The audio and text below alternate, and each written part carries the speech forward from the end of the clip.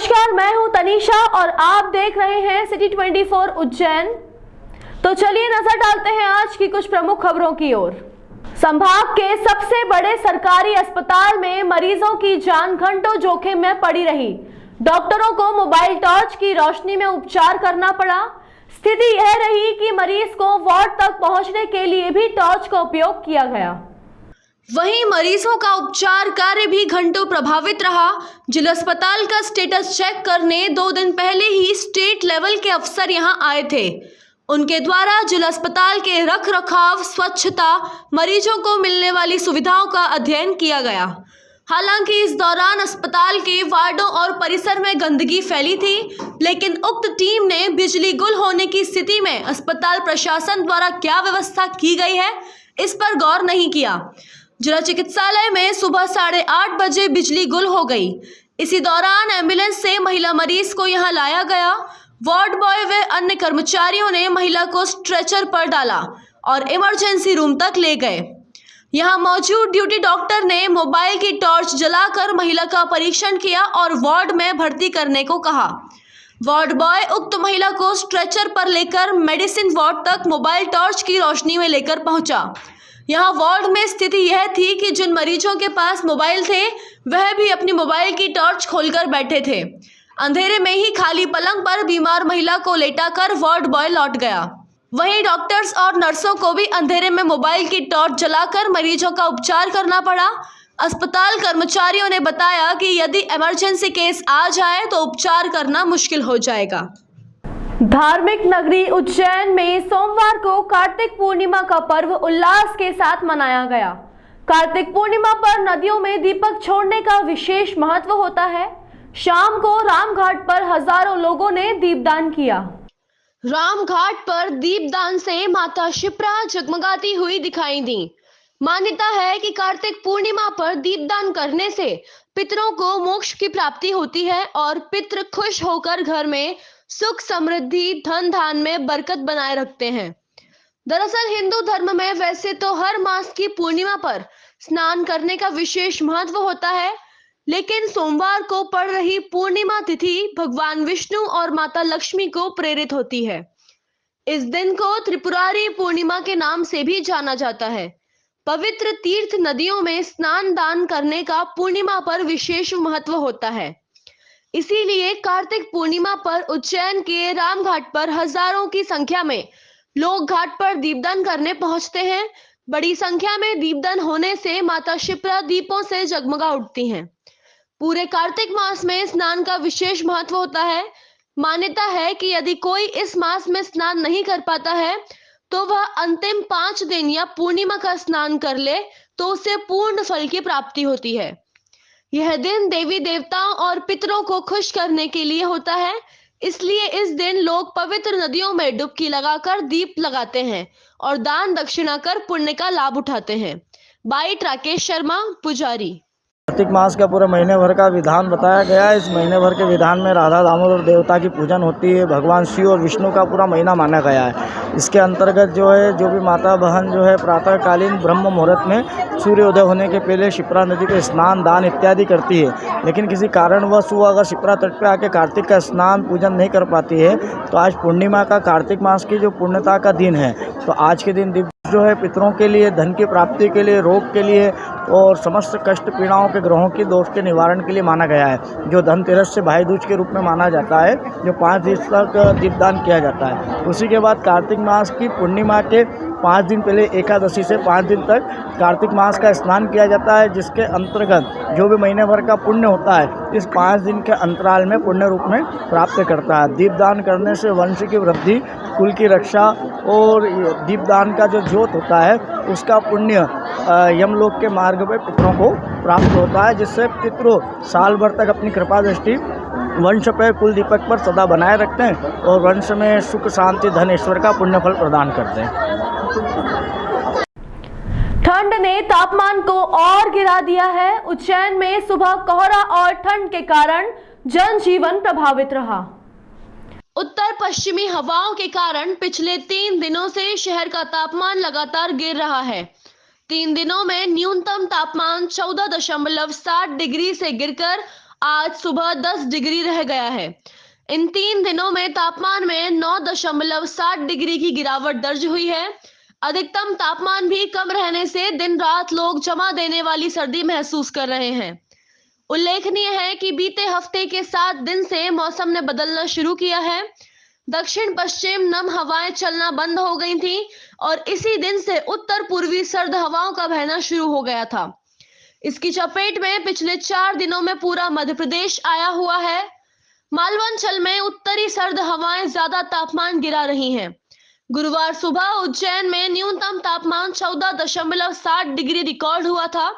इसके अगले दिन भी तापमान 14.2 डिग्री रहा, परंतु शनिवार सुबह इसमें 50% से ज्यादा गिरावट आई थी और न्यूनतम तापमान 6.8 डिग्री पर आ गया था। सर्द हवाओं का असर यही नहीं थमा। कल दिन में कुछ समय धूप खिली होने के बावजूद अधिकतम तापमान में भी कोई इजाफा नहीं हुआ और यह 20 डिग्री रिकॉर्ड हुआ था। शाम तक सर्द हवाएं 8 किलोमीटर प्रति घंटे की रफ्तार से चलती रहीं। वेधशाला अधीक्षक डॉक्टर आर.पी. गुप्त ने बताया कि इसी के असर के चलते बीती रात इस सीजन की उज्जैन में सबसे ठंडी रात रही। आज सुबह न्यूनतम पारा गिरकर 10 डिग्री रिकॉर्ड हुआ है। लगातार गिरते तापमान के कारण लोगों को गर्म कपड़ों और अलाव का आसरा लेने के बाद भी चमा देने वाली सर्दी महसूस हो रही है। आने वाले दिनों में शीतलहर का जारी रहना बताया जा रहा है।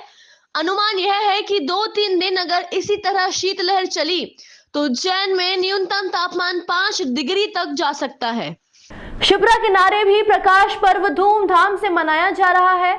गुरु नानक देव जी ने 15वीं सदी में 2 दिन प्रवास के दौरान शिप्रा किनारे 3 शब्द कहे थे।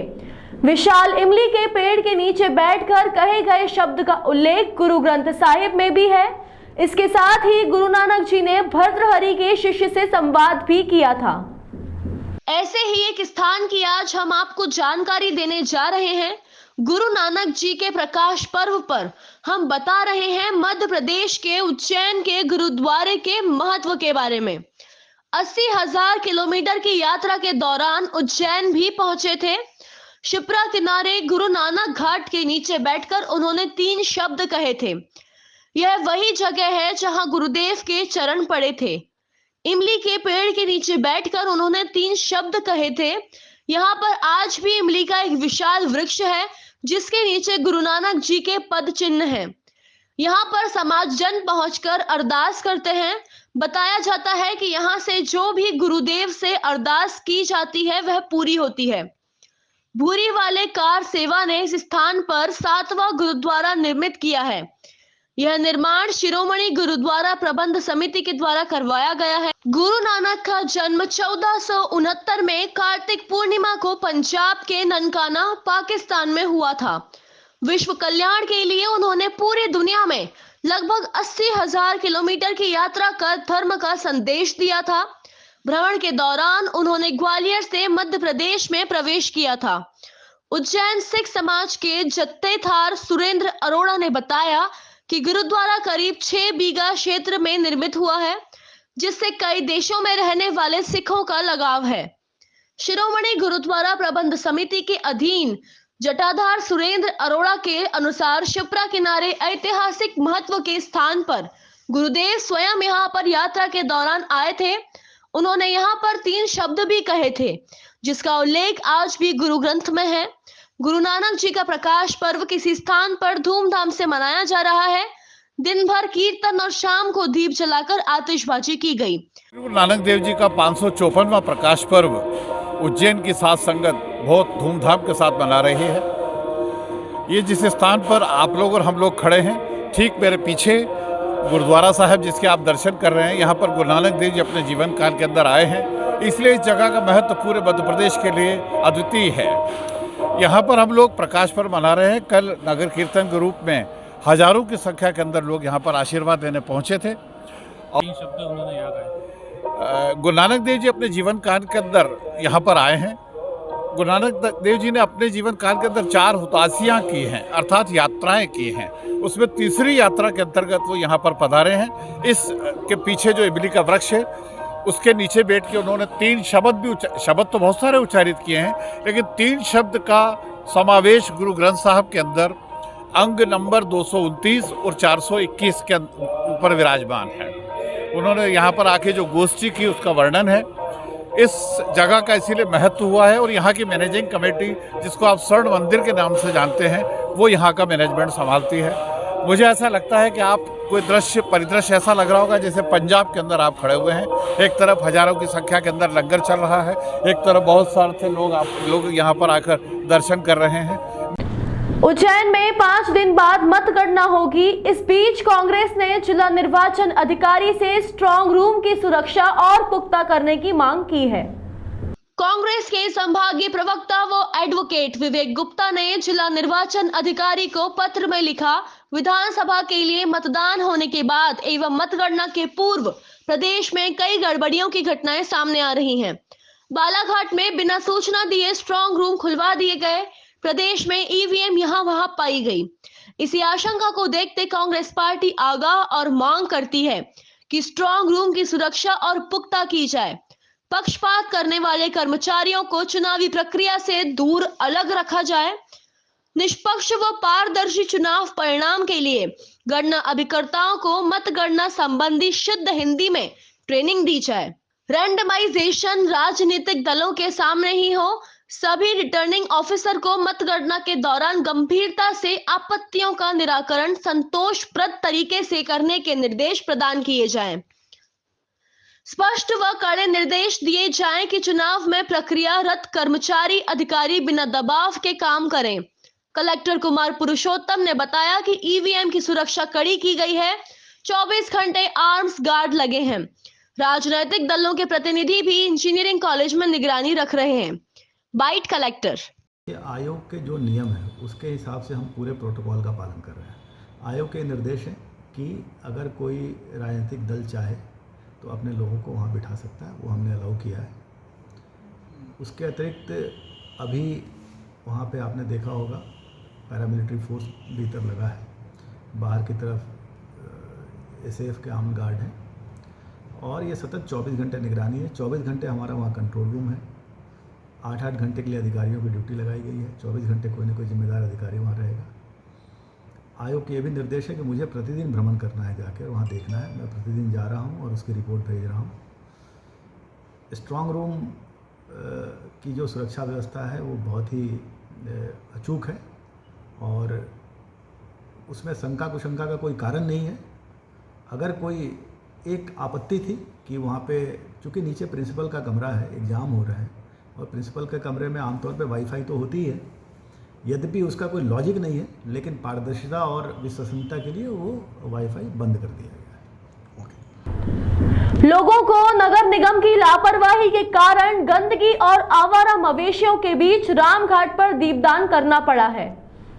कार्तिक पूर्णिमा के पर्व स्नान और शाम को होने वाले दीपदान को लेकर नगर निगम और पुलिस द्वारा पूर्व से कोई तैयारियां नहीं की गईं, जिसका परिणाम यह रहा कि महिलाओं और वृद्ध जनों को गंदगी व आवारा मवेशियों के बीच दीपदान करने शिप्रा नदी के घाटों तक पहुंचना पड़ा। शिप्रा नदी के रामघाट, दत्त अखाड़ा और सुनहरी घाट पर हजारों की संख्या में महिलाओं ने रात को पहुंचकर दीपदान किया। इस दौरान घाटों और वहां तक पहुंचने वाले मार्ग पर जगह जगह गंदगी के ढेर थे। पर स्नान करने वाले लोगों ने कपड़े, पूजन सामग्री घाटों पर छोड़ी, जिनका ढेर लगा था। भीड़ के बीच ही आवारा मवेशी भी घूम रहे थे, जिनसे महिलाओं और वृद्धों को खतरा बना रहा। नगर निगम द्वारा घाटों तक आवारा मवेशियों को रोकने अथवा सफाई के कोई इंतजाम नहीं किए गए थे। hyundai कार की छत पर बैठकर युवा खतरनाक स्टंट करने का सोशल मीडिया पर वीडियो वायरल हुआ है, जिसकी पुलिस जांच कर रही है। उज्जैन सोशल मीडिया पर एक वीडियो वायरल हो रहा है, जिसमें कुछ युवक कार की छत पर सवार होकर स्टंटबाजी करते हुए दिखाई दे रहे हैं। यह वीडियो इंदौर रोड स्थित मुनि नगर से नानाखेड़ा रोड का बताया जा रहा है। वीडियो सामने आने के बाद अब यातायात पुलिस कार चालक की तलाश में जुट गई है। सोमवार को इंस्टाग्राम के एक पेज पर कार में स्टंटबाजी करते हुए युवकों का वीडियो पोस्ट किया गया था। कार की छत पर 2 युवक बैठे हुए हैं, वहीं एक युवक कार का गेट खोलकर बाहर लटकता हुआ दिखाई दे रहा है। यह वीडियो नानाखेड़ा चौराहा की ओर जाते समय किसी वाहन चालक ने बनाया है। खतरनाक रूप से कार पर सवार होकर स्टंटबाजी करने वाले युवकों की शिकायत यातायात थाने पहुंच चुकी है। यातायात थाना प्रभारी ने बताया कि कार का नंबर इंदौर का सामने आया है। इसके आधार पर वाहन चालक को तलाशा जा रहा है। इस तरह की स्टंटबाजी बर्दाश्त नहीं की जाएगी। आज के अंक में बस इतना ही। नई खबरों के साथ बने रहने के लिए देखते रहिए सिटी 24 उज्जैन।